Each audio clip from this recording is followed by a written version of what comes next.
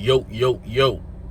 It's D.Arthur in the building. I'm talking to you guys today about why your spiritual connection will be heightened when you go on semen retention / no FAP. What and why you'll just be a radio tower signal for all the good in your life if you stick to it.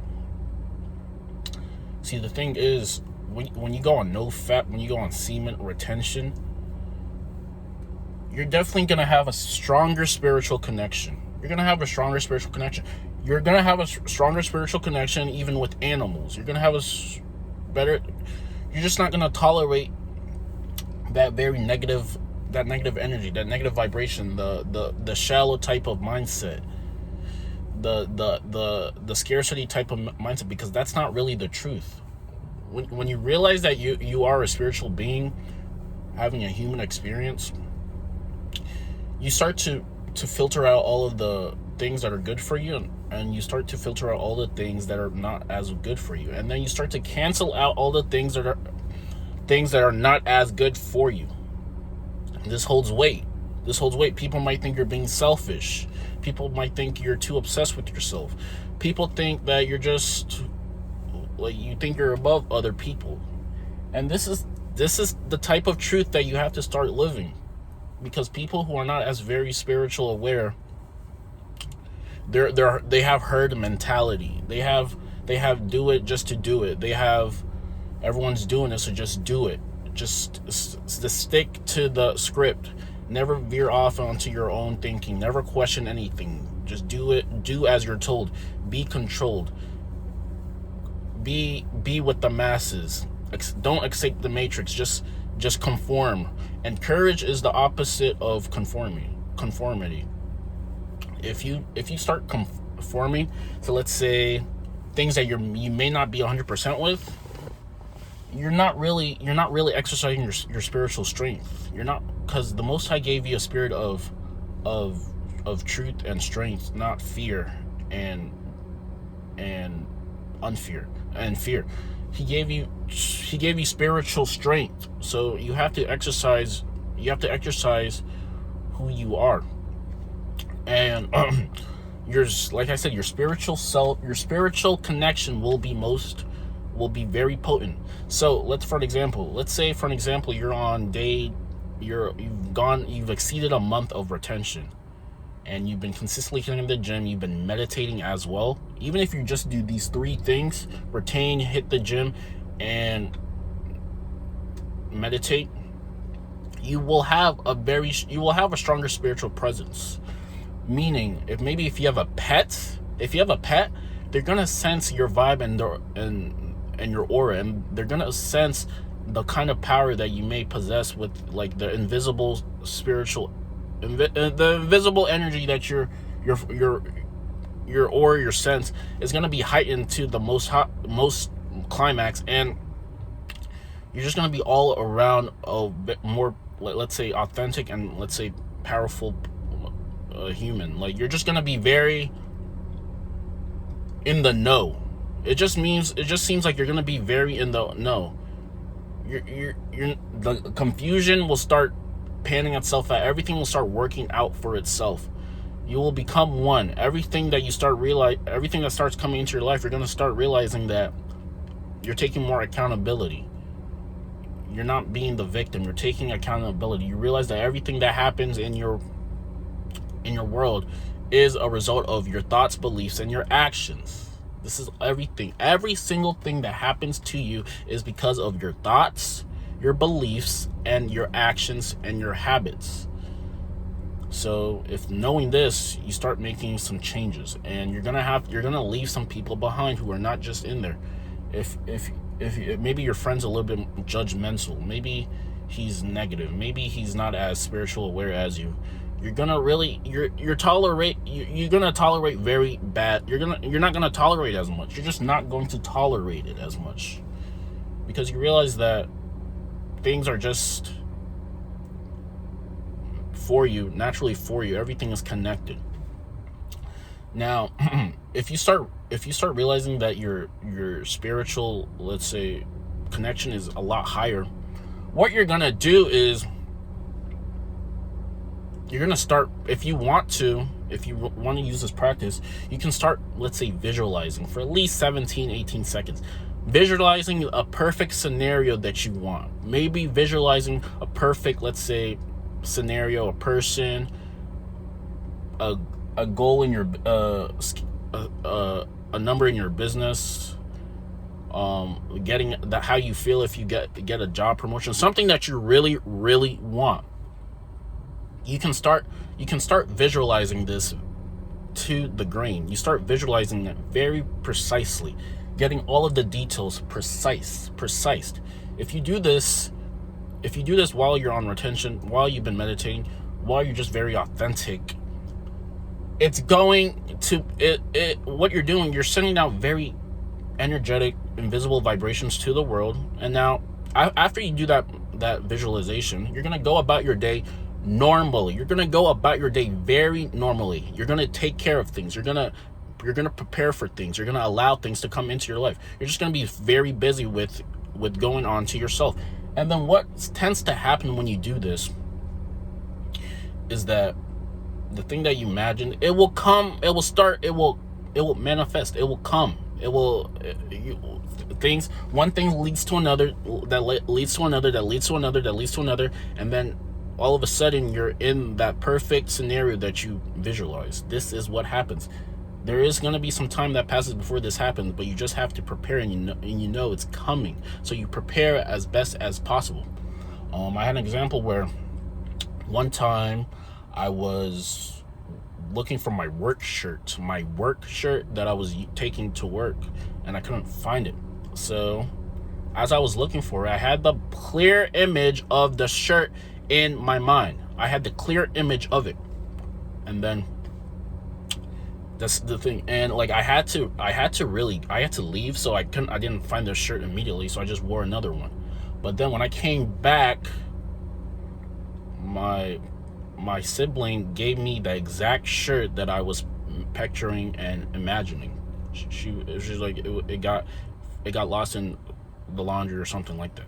And this is just an example. Like, the things that you visualize, the things that you really want, the things that you hold a mental image of will come into your life when you're not expecting it. When you're not expecting, things will come into your life.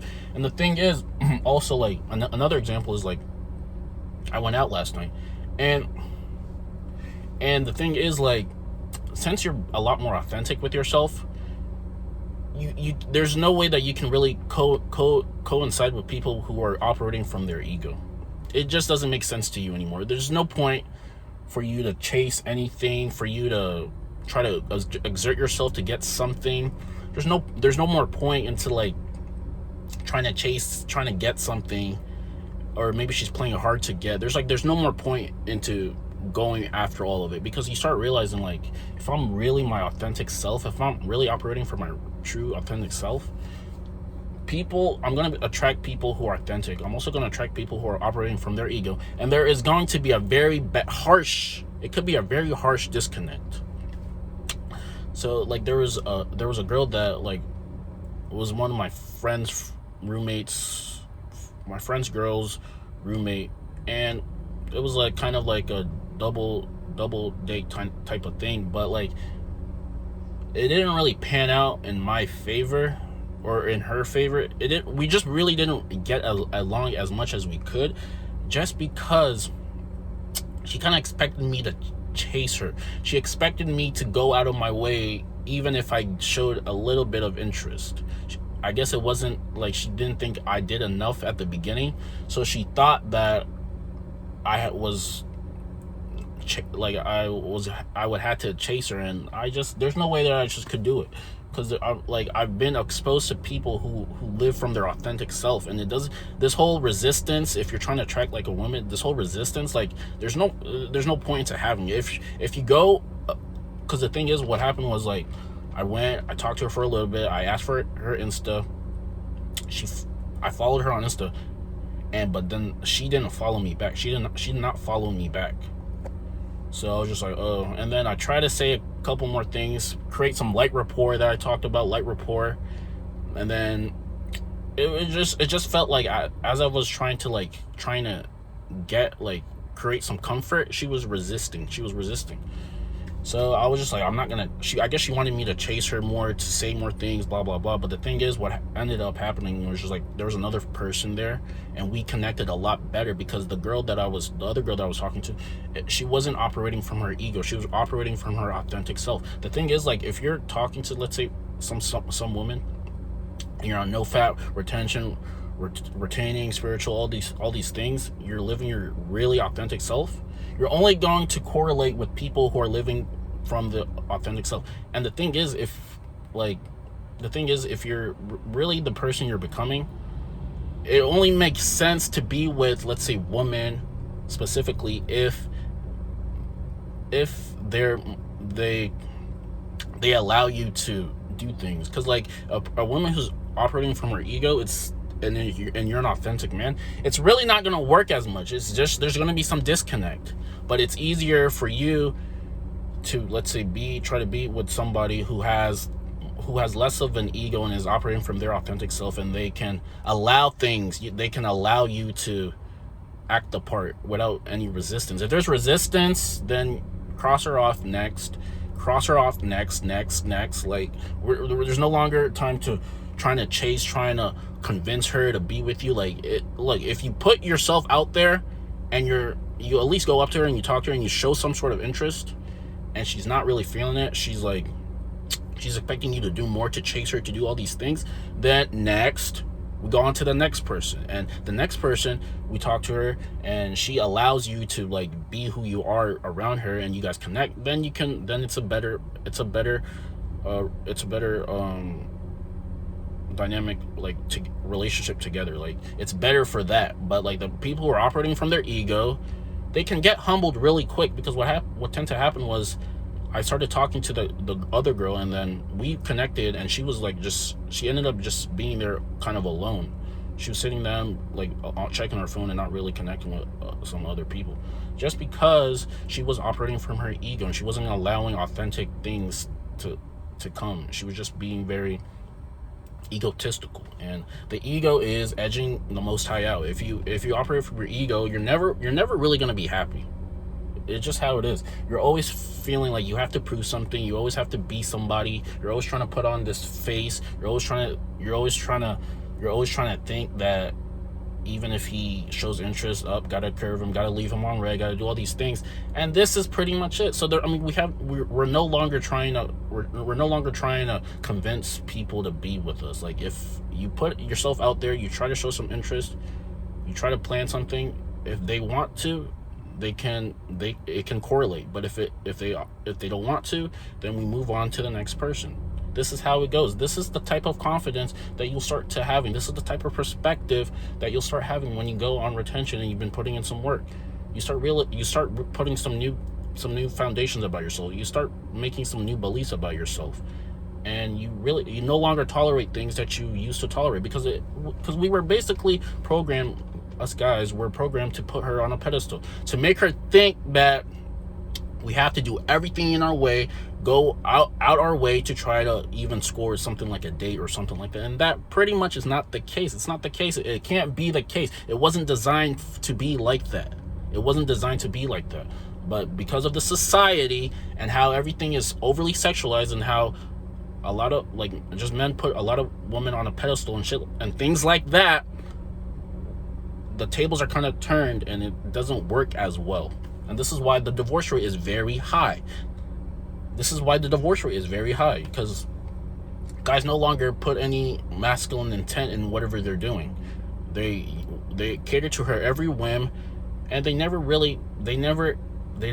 give her an emotional roller coaster. They're always giving her everything she wants.